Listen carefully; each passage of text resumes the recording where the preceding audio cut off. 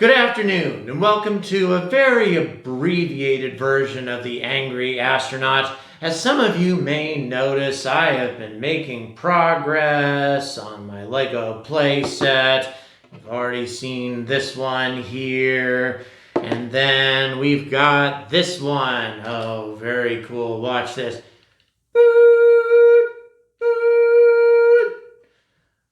See, what they're doing is they're experimenting on a new fuel source that's going to end mankind's dependence on fossil fuels and save the environment.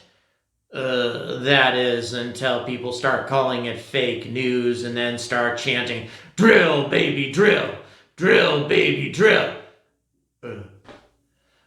Some of you may not be old enough to remember the end of the GOP National Convention some time ago, when they were going, "Drill, baby, drill, drill, baby, drill" at the end of it. You know, one of our biggest motivations for going to Mars, so that we can get as far away from these people as possible. Anyway, that's not the reason why I decided to do an episode today. Actually, a very big event in the history of spaceflight took place. Christina Koch, up on the ISS, has set a milestone in the history of American spaceflight, or the history of spaceflight in general. Have a look. Hi Christina, my name is Emma Janes. I'm Nina Louise Wayne. I'm Austin Torrain, and I'm a senior at the North Carolina School of Science and Mathematics. And I want to thank you for dedicating yourself to being a role model for women in STEM. You're really inspiring. I want to congratulate you on all your accomplishments, and thank you for inspiring me to continue my pursuit of STEM. I can't say how amazing it is to see someone with a similar background as myself and many other women at NC State that I know. Seeing you accomplish these amazing things on the International Space Station is truly incredible. This is Jasmine, and these are my classmates in aerospace engineering, broadcast from NCSSM to classrooms across the state.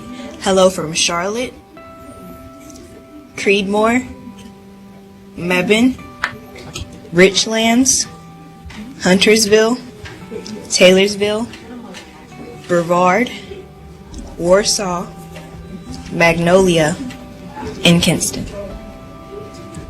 We understand that you are coming up on some important spaceflight milestones and are inspired by your accomplishments. So we all wanted to say, congratulations on breaking the record for the longest single spaceflight by a woman. You are an inspiration for all who dream of adventure and overcoming barriers. We are all cheering you on here. We're so proud of you and what you've accomplished and all these amazing milestones. And it's milestones like this that inspire people everywhere, especially young women interested in careers in science and engineering, to explore, discover, and keep dreaming big. It's so uplifting to know that someone who walked these very halls has accomplished something so great for the world. I'm able to live that dream out through your photographs and your online presence, and I want to thank you for that and congratulate you. You have done such a wonderful thing and made such a wonderful example for all the young women here on Earth. This is on behalf of the college and everybody here for all of your tremendous achievements as part of the crew of the International Space Station. Thank you for everything you do, and go Pack. Go Unis! Congratulations on your amazing achievements. Thank you to all participants from North Carolina State University and North Carolina School of Science and Mathematics.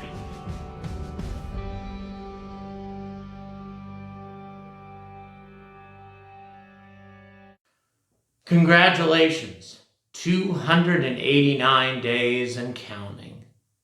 And your mission's actually going to go a lot longer than that, because it doesn't end until sometime in February.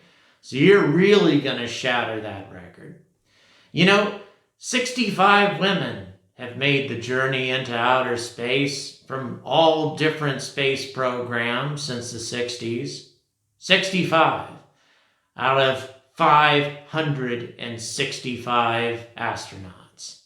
That's right, just over 10%. Now, to make that figure even more ridiculous, out of all the dozens and dozens of cosmonauts that have traveled into outer space, only 4, that's right, 4 have made the trip. Now this, of course, is due to a scientific phenomenon known as the joystick phenomenon, whereby only an astronaut with a penis is likely to be able to make the journey into space. Everybody knows that, right? Right? I got one word for that. Bullshit. Let me say that again. Bullshit!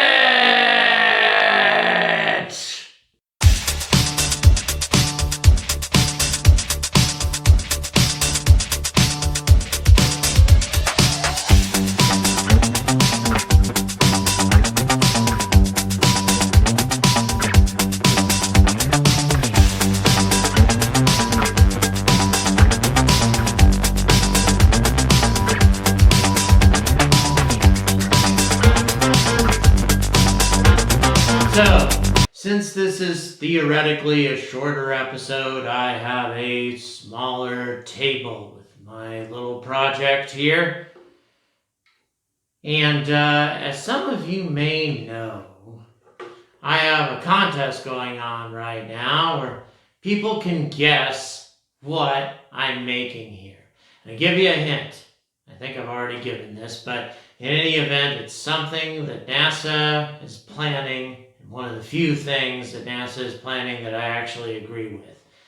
If you make a guess and put it in the comments on one of my videos, you get 2 entries into my Lego giveaway.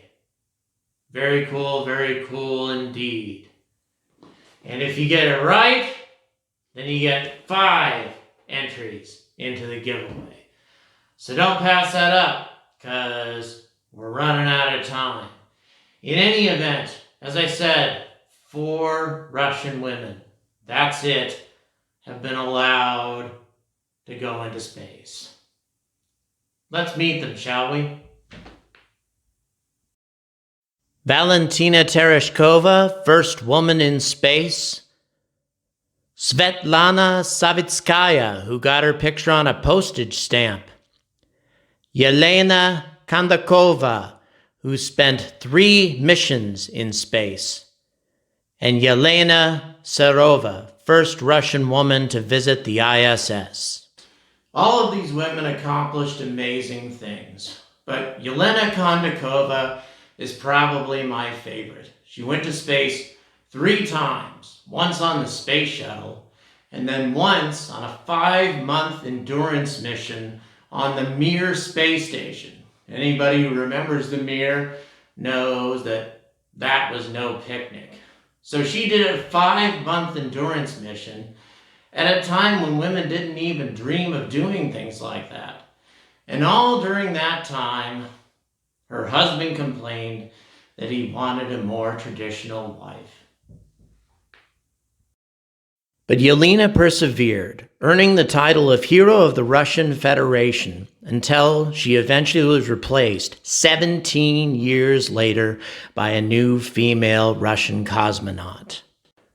17 years. Now that really pisses me off.